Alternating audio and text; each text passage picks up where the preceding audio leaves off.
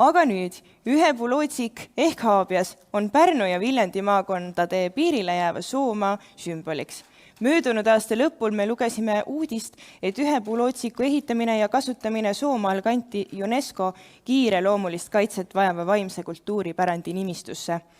Miks sellesse nimekirja kandmine on nii oluline nii Haabiale, Soole kui loodusturismi ettevõtjatele, räägib meile Zoomi teel Aivar Ruukel.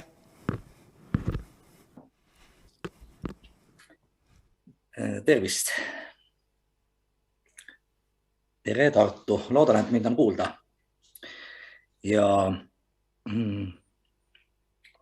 aitäh Eestimaa Looduse Fondile selle konverentsi korraldamise eest ja samuti selle kutse eest siia rääkima.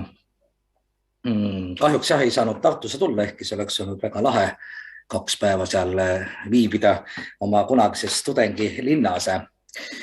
Et nagu sissejuhatuses kõlas ka, siis et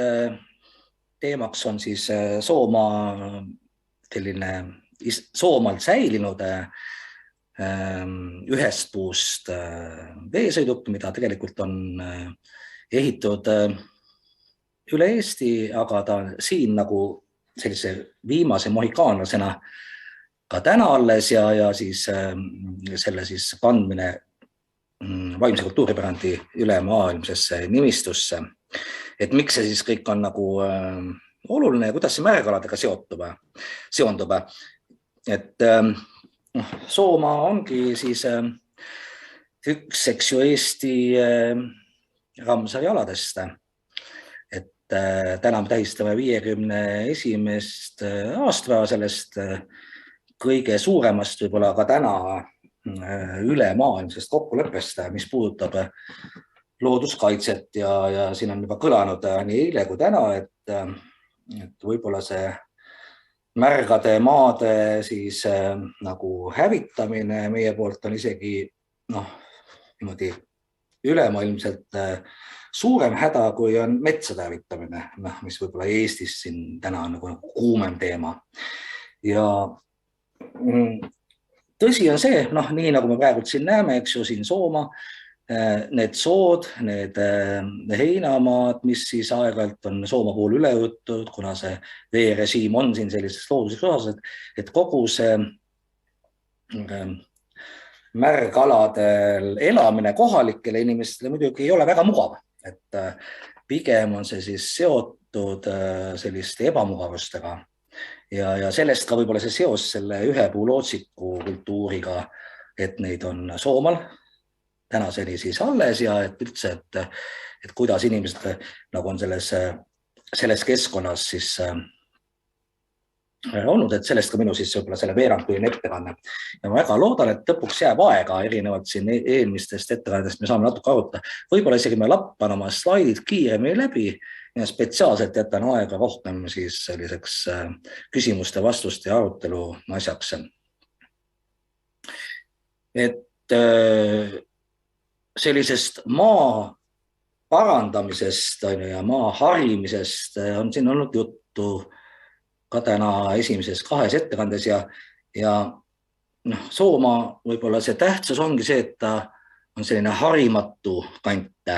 et siin neid inimesi on olnud vähe ja ehkki on olnud aeg-ajalt muidugi see harituse tase nagu tõus, näiteks siin siis praegusel slaidil on kujutatud 20–30 aeg, kui väga siis nagu päriselt tegelikult oligi päevakorras, et riik eraldaks 20 miljonit selleks, et seda ebamugavust siis lahendada kanalite näol, et Riisale, Riisaküla, Tõramaa ja siis Sandra, need 3 küla, mis siin rahvuspargis sees on, et nende elanikele võimaldada siis nagu sellist natuke pääsu selle üleujutuste käest. Ja siis 3 varianti, nagu detailidesse ei lähe, aga et Eesti Vabariigi lõpuga tegelikult ka tookord lõppesid need sellised planeeringud või ideed, et kuidas siis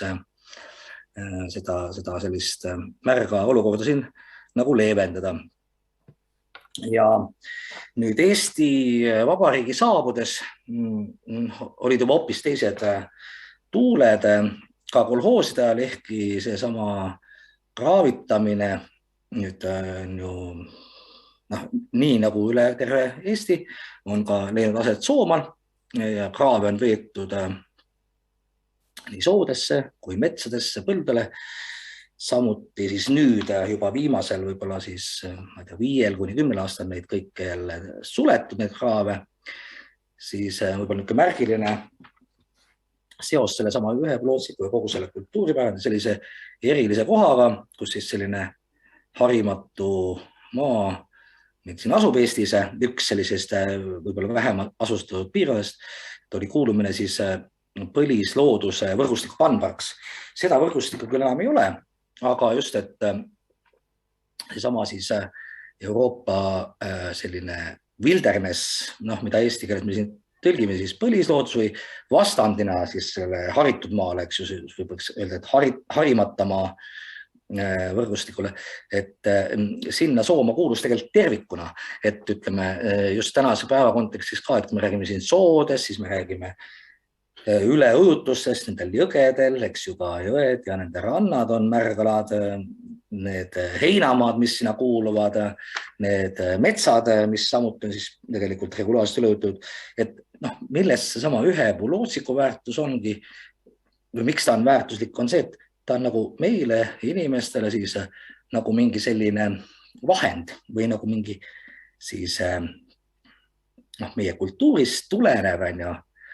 nähtus, mis aitab nagu mõista, et tegelikult mitte ainult see, mis on nagu meile inimestele nagu väga tähtis ja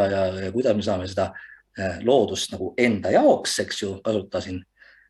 millised looduse hüved, siis et on nagu veel ka mingisugused hüved, mis on nagu loodusel nagu iseeneses ja et see ühepulootsiku säilimine sellises ekstreemses võib-olla siis keskkonnas, märjas keskkonnas on selline nagu huvitav nagu siis nagu selline sõnumitooja või mingi nagu objekt või mingisugune sümbol selle asja nagu sellest asjast arusaamiseks, sellest tervikust arusaamiseks. Ja et need ujutused Soomaal, eks ju, ei ole siis ainult seotud selle suure veega, mille vastu ja mille jaoks olid kõik need kanalite süsteemid omal ajal 20–30 aktuaalne teema, vaid et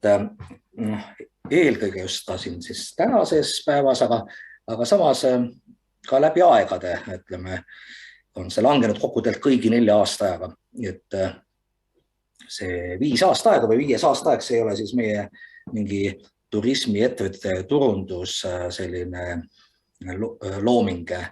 vaid see on kohalik kõnekäänd ja Tõramaa inimesed, et võib langedes kokku, eks ju, sügisega, mis on siin käes, võib langeda kokku suvega ja tuleb ette arvem, kevad või talvega. Et kuna on siis tegemist sellise lihtsalt jõgede võrgustikuga madalal alal, siis aeg-ajalt õõtakse need maastikud kõik siis üle. Ja selge see, et see põhjus siis ka miks ju see rahvuspark tehti, ongi need samad sellised looduslikud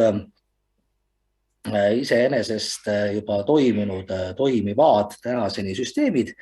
sest et ma ei ole küll bioloog, aga et just sellistes tingimustes siis erinevad eluvormid tunnevad ennast väga hästi ja need on siis need, mis on meil üks osa sellest elurikkusest, mis üha suurema kiirenevas tempos on hävimas. Ning see ühepulootsik, millest siis ka minu ettekanne, see on siis pigem selline meie poolt, inimeste poolt kohanemiseks selle siis ujutuste, selle märgade tingimustega selline nagu veesõiduk. Veel 100 aastat tagasi oli neid ka teistes sellised siis üleujutatud alades, samasuguseid ühest puust paate ehitati ka Kasari jõgikonnas, Matsalu lahepiirkonnas ning siis Emajõe suurpiirkonnas Ahjajõe alamjooksul. ja selge see, et ta on nagu väga nagu väärt selline abimees või nagu kulub sulle ära, kui selline situatsioonis on. Et selleks kas või, et tõesti majast välja liikuda. Mõned ajad tagasi, eks ju, lauda alla oma loomi talitama, kui nüüd tänapäeval loomi ei ole, siis kas või selleks, et liikuda maanteele ja kuhu on auto pargitud, et siis enda autoni jõuda. Ja mul on siin veel mõned fotod, näiteks siin ERMi kogust, et põhimõtteliselt siis tänu nende ujutustele on sama ühepuulootsikute ehitamine ja kasutamine olnud tegelikult Soomaa piirkonnas mitte ainult siis ujutuse pärast, vaid ka nende jõgede pärast, et jõed ongi olnud need siis transpordi või liikumise sellised tänavad.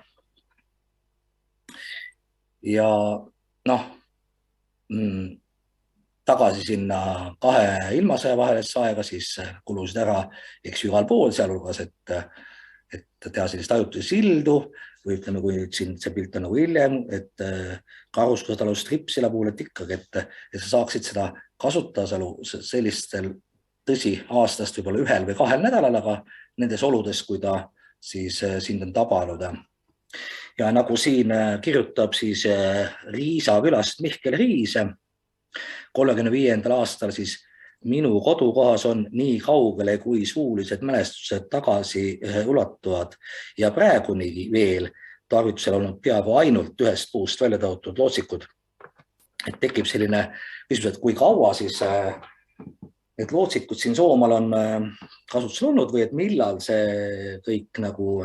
kus see kõik algas, et selge see, et kivi ajal, kui tegelikult siis siin Pärnu, Viljandi, Tartu vaheline ala oli üks Eesti võib-olla tihedamini asustatud piirkond ja kui sama muistne veetee oli nagu selleks liikumise sooneks, et just see põhjus ka, miks inimesed selle vee alt tulid, et liikuda ja eks seal oli ka võib-olla lihtsam nagu ennast elatada, endale midagi seal kalastada või küttida, aga et tol ajal loomulikult veel ei olnud selliseid jämedaid üldse puid Eestis, et pigem oli siis Eesti kaetud sellise tundralaadse taimestikuga ja kuskil umbes siis, mis on siis 4000 aastat enne meie aega, ehk siis 6000 aastat tagasi alles tekkisid sellised jämedad puud, sellised haavad, millest võiks seda ühe puu paati teha. Samas see langeb ikkagi sinna kiviaega, nii et pigem sellised esimesed siis liikumisvahendid pärast parvesid või selliseid juhuslikke, eks ju, mitmest puust, eks ju, kokku seatud nagu, tegelikult ikkagi ütleme parved, et need ühest puust õõnestud, vaid eeldiselt nagu paremad, eks ju, tööriistad ja kivi ajal tehti siis selliseid võib-olla natuke jämedamaid ja robustsemaid künalaadseid ruhesid ja kunagi siis, kui tööriistad juba muutusid paremaks, pronksi ajal siis hakati ehitama ka neid tänasele paadile suhteliselt sarnasevaid nagu veesõidukeid. Ja siis meie tänasesse, eks ju, aega on see jõudnud läbi siis siin Aleksandr Olepi, kes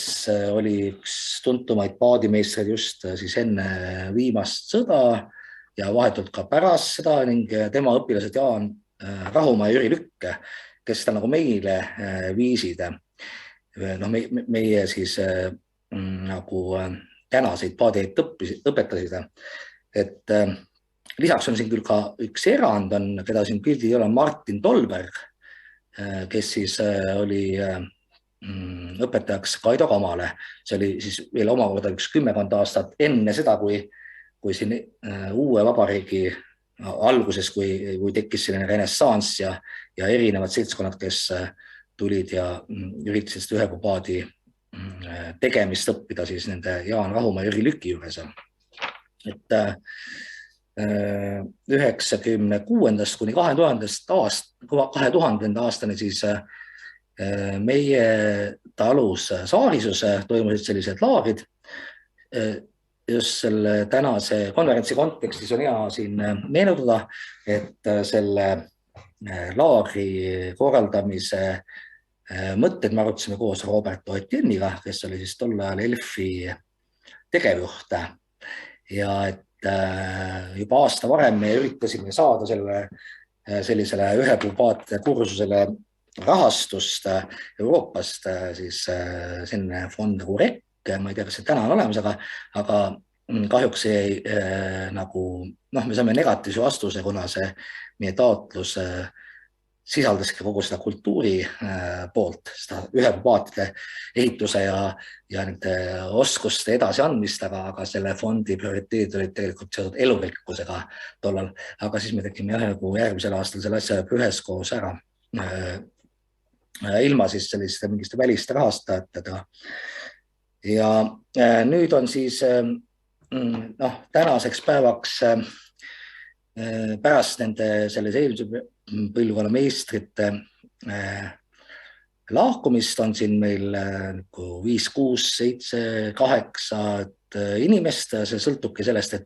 et kas me arvestame, kui palju keegi neid paate on teinud, kui palju siis need oskusi on, aga et see pärand nagu kandub edasi. Ja ühelt poolt loomulikult kui küsida, et mis selle väärtus siis on see, et need oskused, mis on seal koha peal nagu siis kandunud põlvest põlve, see seos siis sellise märja nagu kontekstiga, mis seal on, aga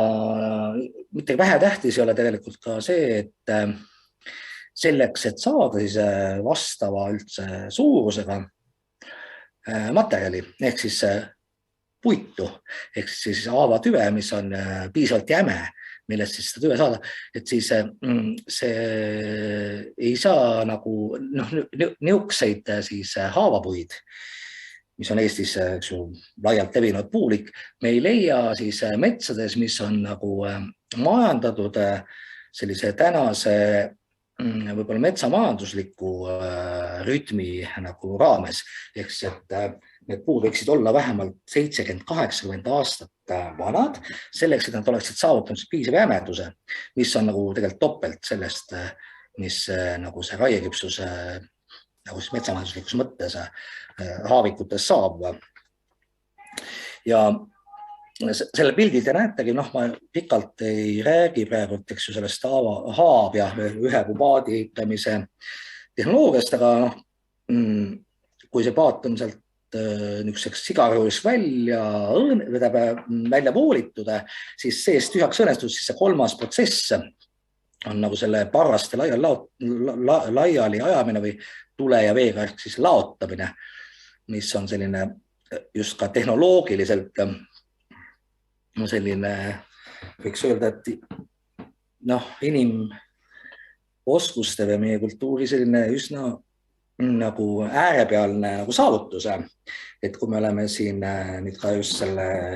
tänase, eks ju, seltskonnaga, kes neid paate ehitab, mõelnud, et tegelikult võiks ju mingi arvutiprogrammi teha, et lased selle tüve ühest osast sisse, teisest osast tuleb välja see valmis toode või et selline äpp võiks olla telefonis, kus see kõik toimub, siis seda parraste laotamist ilmselt see tehisintellekt ei suudagi meilt üle võtta, et see on nagu sedavõrd selliseid kogemusi, oskusi ja siiski nagu sellist mõistust eeldav tegevus. Nii, ja nüüd siis millest ka see ettekande põhjus ja et meil on Eestis varemgi olnud vaimse kultuuripärandi nimistus UNESCO-s erinevaid siis nähtusi, nad on tegelikult seotud alati mingi paigaga, et oluline võib-olla siin ongi, et kui see ühepuulootsiku ehitamine on selline vanade metsade säilitamise sümbol, siis on ta samuti Soomaa piirkonna sümbol, et see on see selline ekstreemne kant, kus on ellu jäänud, nii nagu on, eks ju, Seto-Leelo jäänud ellu Setomaal või see on nagu paigale omane nähtus või siis Kihnu kultuurinähtused Kihnu saarel. Ja mis võib-olla siis ka just tähtsustab siis seda sellist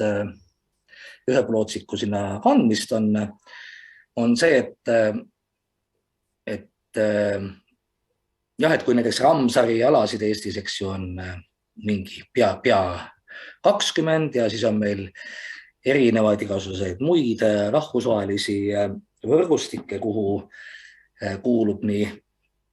looduskaitseväärtusi, kultuuri, eks ju, pärandi nähtusi, siis UNESCO on selline võib-olla üleilmselt üks tuntumaid selliseid märke ja et selline Soomale omane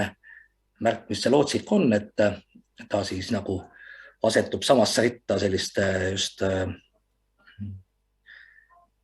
tuntud märkidega, nagu ütleme, looduskaitses on WWF-i pandakaru või siis ütleme, kui me mõtleme nagu päris ilma piirita, siis Coca-Colad ja Mercedesed ja muud sellised tuntud märgid.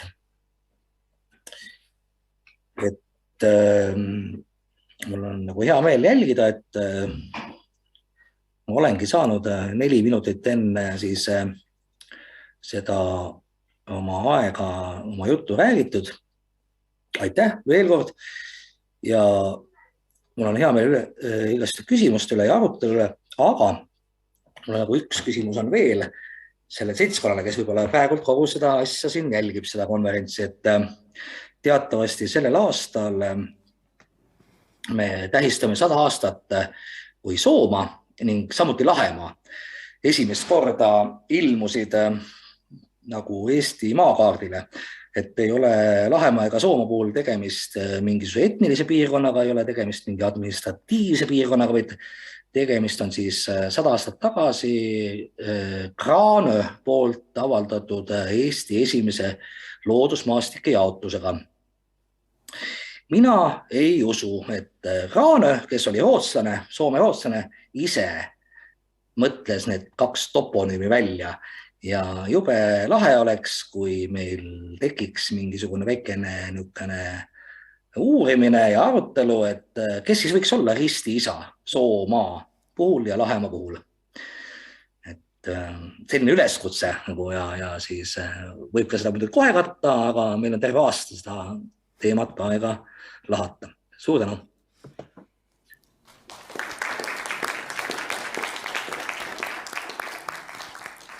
Ja suur tänu Aivarile. Ma ei tea, kuidas selle kuulmise asjaga nüüd on. Kas Aivar kuuleb? Ja mina kuulen küll. Oh, nii lahe. Nüüd siis võiks võtta mõne küsimuse. Kust tuleb? Mul see valgus võib-olla varjab ära selle käte mere, et... Oi, mul on hea meel. Mind huvitab see, kui palju neid ühepulootsikuid praegu kasutuses on reaalselt Soomaa piirkonnas. Seda jah, ma ei katnud, et ütleme ka see UNESCO taotlus on meil nii kasutamise kui ehitamise peale. Et mitte see paat kui objekt, vaid just siis see vaimne pärand tähendabki tegelikult, et mismoodi ta siis nagu igapäevaelus nagu kasutus on. Ja mingi arv on, et mingi 7 või 8 täna. Ja selge see, et on teisenenud see kasutuse viis, et kui nad olid vanasti olid veel vajalikud selleks just, et oma igapäeva elu elada nendes märgades oludes on ja siis tänapäeval on ta ikkagi selline hobi asi selleks, et käia Mõnuleda jõel, käia kalal võib-olla ka, mis langeb kokku ka selle varasema kasutusega ja siis minusugused, kes tegelevad turismiga, et me saame siis kasutada selleks, et teha mingid matkasid. Ja kui vaadata, Rein kasutas sellist baastaseme mõistet, see oli nagu minu jaoks uus, et minu meistrite Jaani ja Jüri siis omakorda õpetaja Aleksander Olev, tema käest ka siin on olemas üks raadiointervjuu, kus Valdo Pant käib tal külas 68. aastal ja muu hulgas küsib, et mitu paati siis ühel aastal oled teinud. Ja see vastus on 30, et üks asi on see, et täna me oleme ikkagi sedavõrd kehvad käsitöölised ka, et me ei kujuta ette, kuidas võiks ühe aastaga 3 tükki teha. Teine asi, et kes nende paatidega siis, kes neid kasutaks, kus see vajadus on. ütleme, see baastase oli muidugi ka tollal võib-olla 5-10 meistri kohta.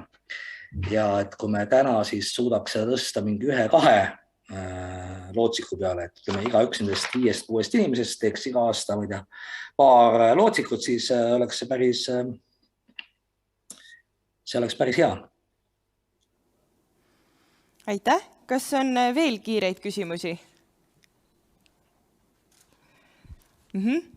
Kui on, ma näen nüüd. Mis sa, Aivar, arvad, kas tänapäeva inimene või tuleviku inimene on võimeline elama sellises looduslikult, juhuslikul ajal üle ujutataval alal või sellised alad tulevikus saavad olema ainult looduse päralt, et äppidega harjuvad inimesed enam ei ole võimelised seal elama?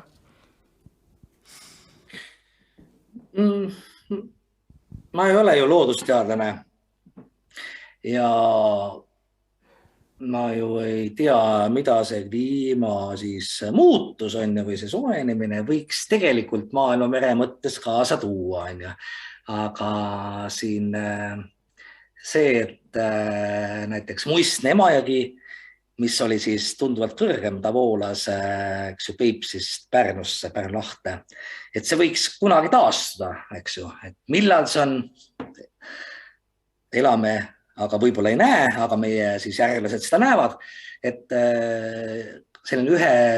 ühe pupaatide võib-olla roll ei ole seal nagu oluline, aga see, et veetase nagu maailma merest tõuseb, see on ju tõenäoline.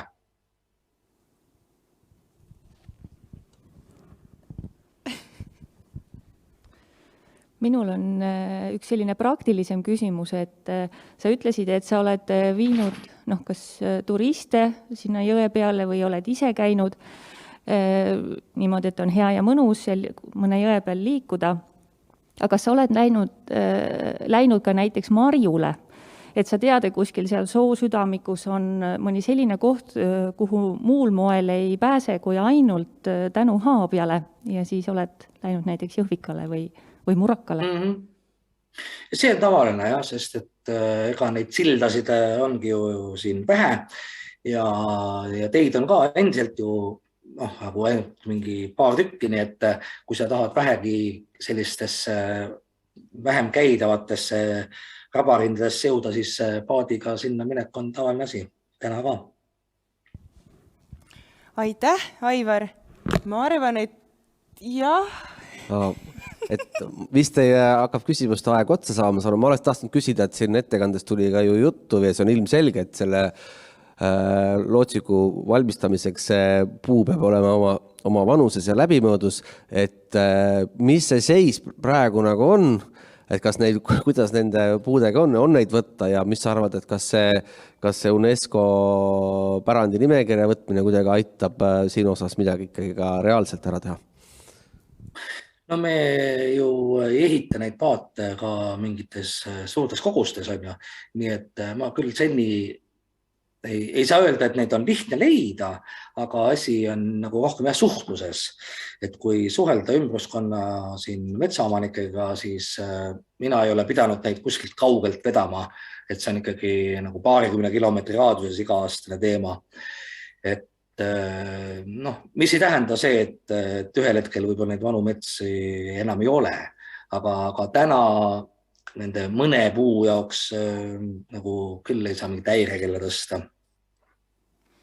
Suur aitäh Aivarile väga-väga toreda ettekande eest